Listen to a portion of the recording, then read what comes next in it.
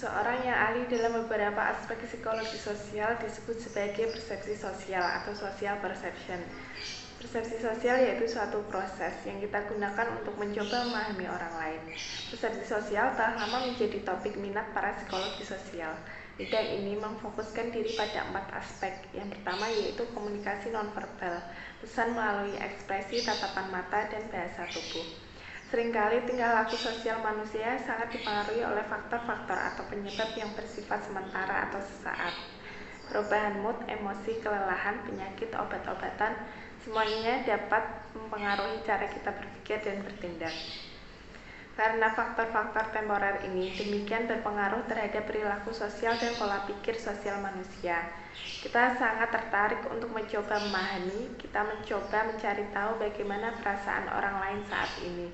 Dalam situasi ini, kita kerap berpaling pada strategi lain, yaitu dengan berusaha memperoleh informasi tentang reaksi orang lain secara tidak terlalu langsung memperhatikan petunjuk nonverbal yang tampil lewat ekspresi wajah, kontak mata, postur, gerak tubuh, dan berbagai tingkah laku ekspresif lainnya. Sebagaimana dinyatakan oleh De Paulo, perilaku nonverbal relatif tidak bisa dikekang, sulit untuk dikontrol, sehingga tatkala orang lain mencoba menyembunyikan perasaan yang sungguhnya dari kita, perilaku itu tetap tampil melalui ekspresi-ekspresi nonverbal. Informasi yang dibawa oleh petunjuk nonverbal dan usaha kita untuk menginterpretasinya sering dideskripsikan sebagai komunikasi nonverbal. Ada satu poin yang perlu diingat, petunjuk nonverbal yang ditampilkan oleh seseorang dapat mempengaruhi perasaan kita, meskipun kita tidak secara sadar memperhatikan petunjuk ini, ataupun sengaja mencoba membaca perasaannya. Newman dan Stark menyebut gejala ini sebagai penularan emosional, yaitu suatu mekanisme yang mentransfer perasaan secara otomatis dari satu orang ke orang lain. Yang kedua, melepas topeng wajah. Ekspresi wajah sebagai petunjuk emosi seseorang. Orator Roma terkenal, Cicero, berkata, wajah adalah gambaran jiwa. Maksudnya adalah bahwa perasaan dan emosi manusia seringkali terbaca di wajahnya dan dapat dikenali melalui berbagai ekspresinya. Terdapat 6 emosi dasar manusia yang terlihat jelas dan telah dipelajari sejak kecil, yaitu marah, takut, bahagia, sedih, terkejut, dan jijik. Temuan lainnya menunjukkan bahwa ekspresi menghina juga dapat digolongkan sebagai emosi dasar manusia.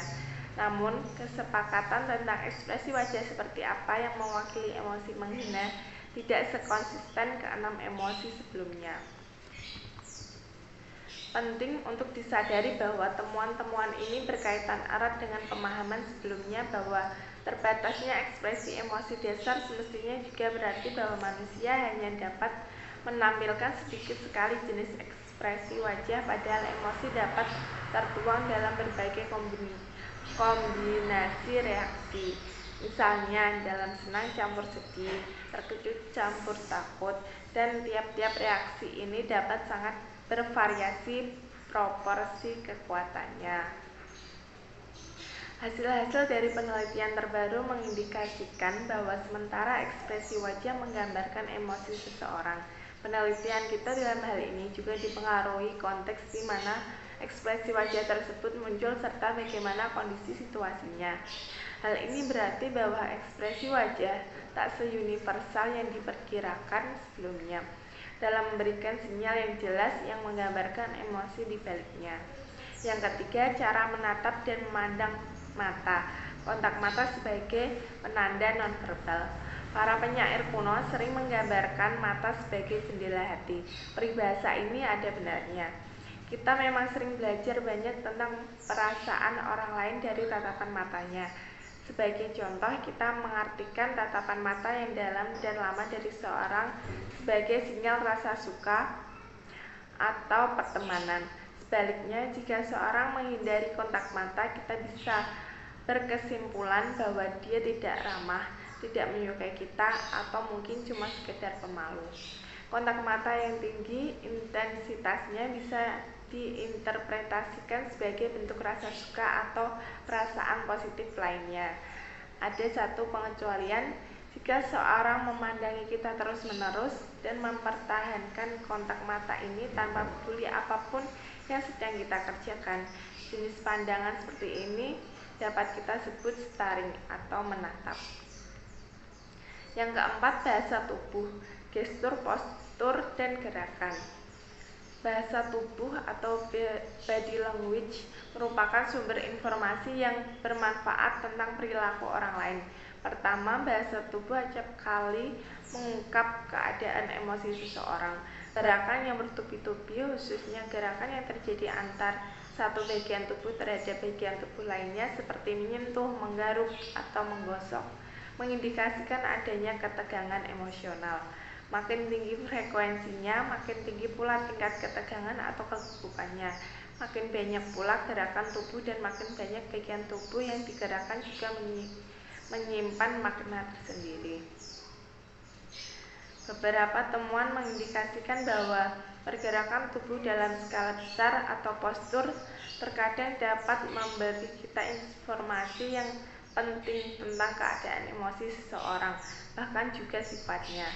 Terakhir, kita harus juga membahas informasi spesifik lain tentang perasaan seseorang melalui gestur atau sikap tubuh. Gestur terbagi dalam beberapa kategori, namun satu yang penting diantaranya adalah emblem, yaitu gerakan tubuh yang menyiratkan makna khusus menurut budaya tertentu. Oleh karena itu, adalah bijak untuk berhati-hati menggunakan gestur saat berada dalam latar budaya yang berbeda.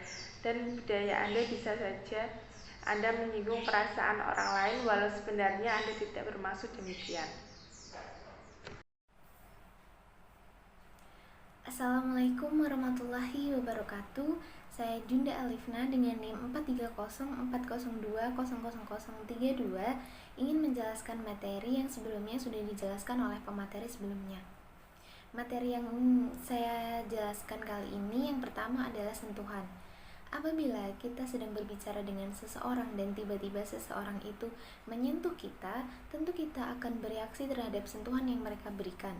Tetapi tergantung siapa yang melakukannya, apakah itu seorang teman, saudara, atau bahkan orang asing. Maka sentuhan dapat ditafsirkan sebagai afeksi, minat seksual, dominan, perhatian, atau bahkan agresi. Beberapa bukti yang menunjukkan bahwa sentuhan dapat dirasa seringkali membangkitkan perasaan positif dalam diri seseorang yang disentuh. Secara keseluruhan, bentuk sentuhan yang satu ini ternyata dapat mengungkap kepribadian seseorang. Jabat tangan yang kuat dan tegas adalah moral yang penting.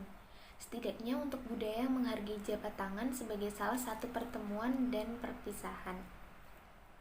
Yang kedua adalah petunjuk nonverbal dalam pengecohan. Perubahan ekspresi adalah salah satu cara yang bisa mendeteksi kebohongan.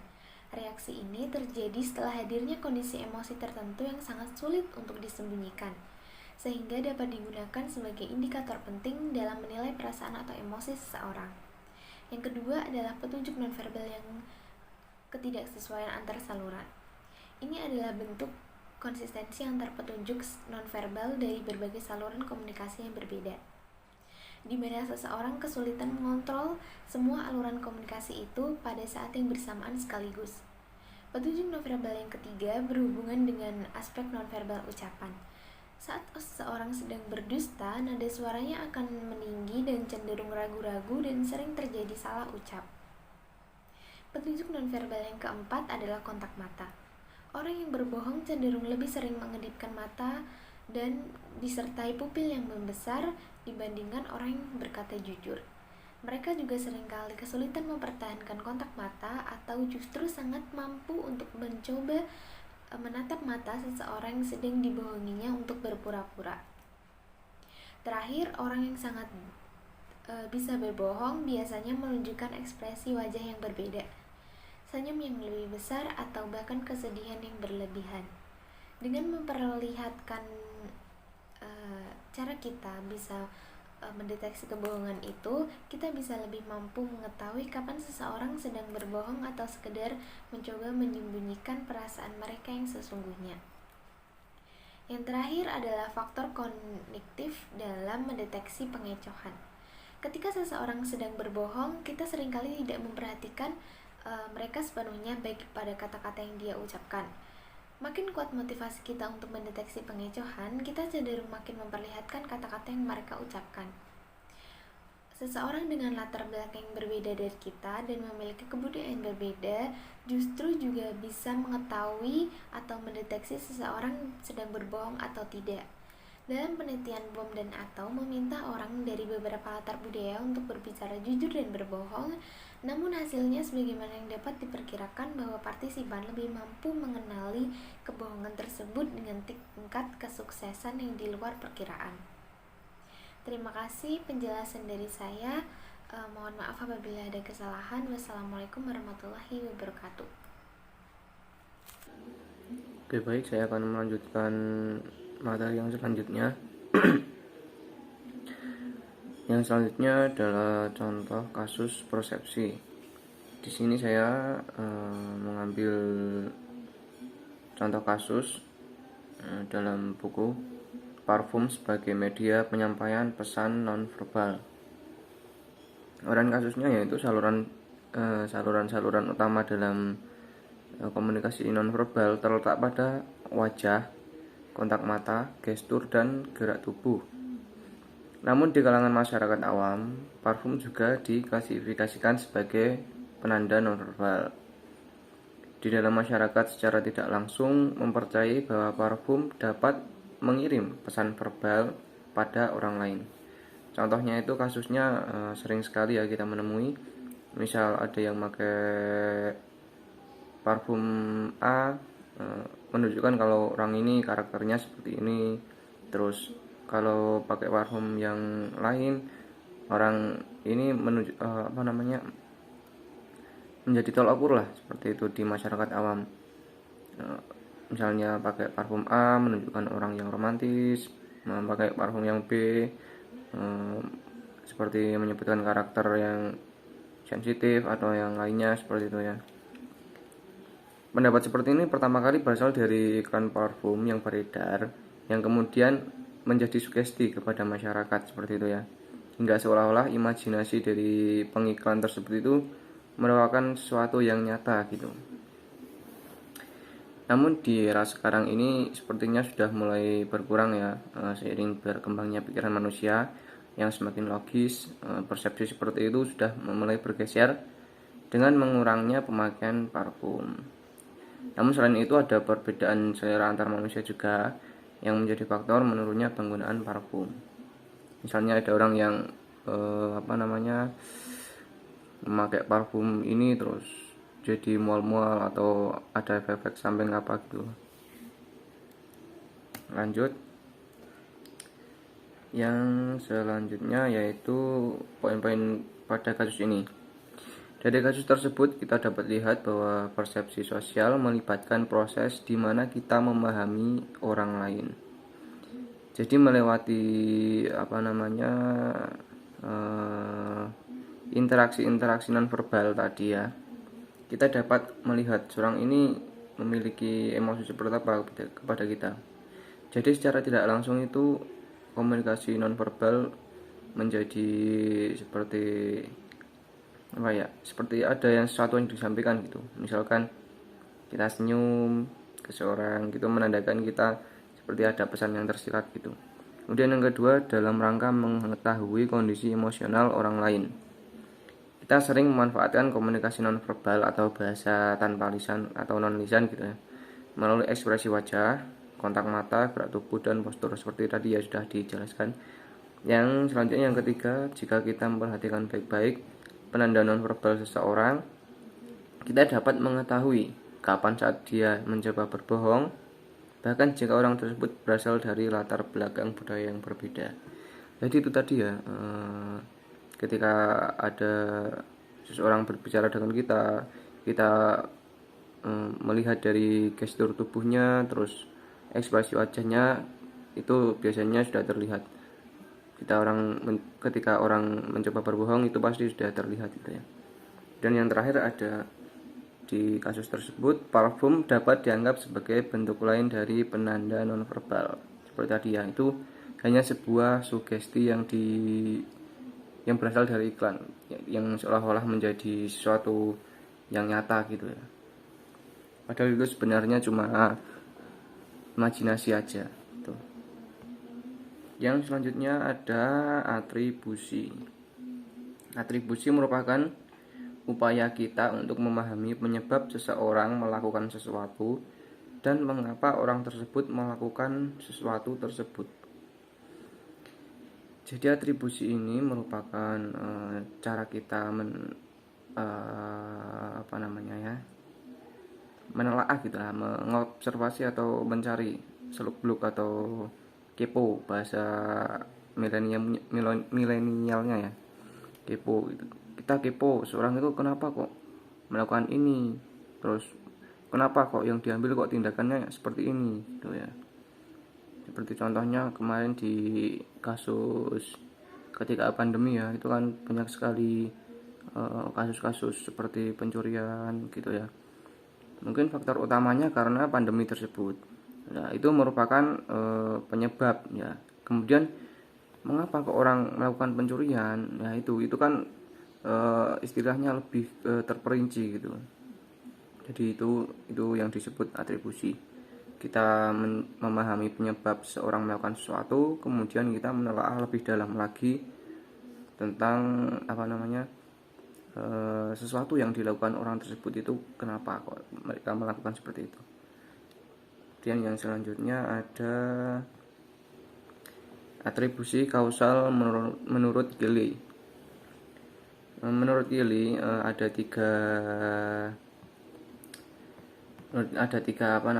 ini seperti hal penting yang dalam upaya mengapa dalam perilaku orang lain kita memusatkan perhatian pada hal yang berhubungan dengan tiga sumber informasi penting ini ya. Ada yang pertama ada konsensus. Konsensus itu derajat kesamaan reaksi orang lain terhadap stimulus atau peristiwa tertentu dengan orang yang sedang diobservasi. Jadi misalnya ada sesuatu peristiwa yang terjadi pada orang lain, kemudian kita mengobservasi ada satu orang, kok kebetulan yang kita observasi ini kasusnya sama dengan orang lain. Kemudian kita seperti kombinasikan seberapa sama kesamaan reaksi dari kedua orang tersebut. Kemudian yang kedua ada konsistensi. Konsistensi merupakan derajat kesamaan seseorang terhadap stimulus atau peristiwa yang sama pada waktu yang berbeda. Jadi misalnya kita sedang mengobservasi satu orang ini ya. Di hari Senin kita tanya-tanya, jawabnya seperti ini. Terus nanti kita kasih waktu beberapa hari lagi, kemudian kita tanya lagi seberapa konsisten orang ini dalam menjawab seperti itu ya, kurang lebihnya secara lebih mudah dipahaminya seperti itu. Konsistensi di hari ini sama di waktu yang berbeda itu seperti apa, itu konsistensi. Kemudian yang terakhir ada distingsi atau distinctiveness. Distingsi merupakan derajat perbedaan reaksi seseorang terhadap berbagai stimulus atau peristiwa yang berbeda-beda. Jadi ini ketika kita sedang mengobservasi seorang melalui beberapa ambil kasus yang berbeda-beda seperti itu. Mungkin itu saja yang bisa saya sampaikan. Materi yang selanjutnya akan dilanjutkan oleh pemateri selanjutnya. Terima kasih. Augmenting dan discounting ini merupakan bagaimana kita menghadapi berbagai kemungkinan penyebab perilaku psikologi sosial. Dan dikenal istilah discounting melihat kemungkinan discounting ini mempengaruhi atribusi di berbagai situasi sosial gejala dalam psikologi sosial yang dikatakan sebagai augmenting. Suatu untuk memberi nilai tambah atau mementingkan suatu faktor yang mendukung maupun yang menghambat terciptanya perilaku tersebut. Namun perilaku ini tetap terjadi. Augmenting dan discounting ini berdampak dalam kehidupan sehari-hari. Contohnya menurut Baron ini hipotesis ini bahwa perempuan mempunyai banyak kesulitan untuk menjadi pengusaha daripada laki-laki. Karena kenapa? Karena pengusaha perempuan ini bisa diuntungkan oleh atribusi augmenting, khususnya karena mereka tetap berhasil menjadi pengusaha. Meskipun ada banyak faktor yang berkarir di bidang lain, misalnya seperti manajemen perempuan, hipotesis ini memiliki bahwa efek atribusi augmenting ini melemah pada laki-laki dikarenakan mereka menghadapi hambatan yang relatif yang lebih sedikit daripada perempuan, sehingga berkurang juga manfaat yang bisa didapat dari efek tersebut untuk menguji hipotesis ini. Adapun teori regulasi fokus bahwa diskonsing ini yaitu tidak selalu terjadi dalam setiap situasi di mana ada berbagai kemungkinan faktor penyebab munculnya perilaku tertentu. Secara bersamaan, teori ini menyatakan bahwa dalam mengatur agar perilaku dapat mencapai tujuan yang berbeda, fokus promosi yaitu penekanan pada keberadaan atau ketiadaan hasil yang positif, atau fokus preventif untuk lebih memperhatikan upaya mengidentifikasikan hipotesis yang akurat tentang dunia sosialnya, dan juga menghindari melakukan kesalahan deteksi, yaitu kegagalan mengidentifikasikan keadaan hipotesis yang akurat. Sekian dari kelompok kami. Wassalamualaikum warahmatullahi wabarakatuh.